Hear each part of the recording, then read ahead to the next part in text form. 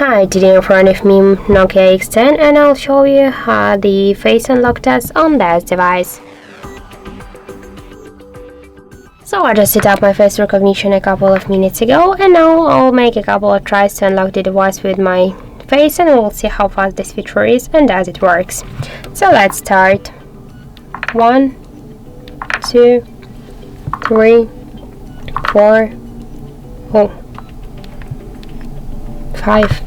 So as we can see, the face unlock feature works here so fast and correct. We just unlocked the device less than in one of the second. This is the good result. I just suggest you to try this unlock method, but don't forget that the face unlock is less secure than the fingerprint, the passcode or pin code unlock methods. So that's it. Thank you for watching, and if you find this video helpful, don't forget to leave a like, comment and to subscribe our channel.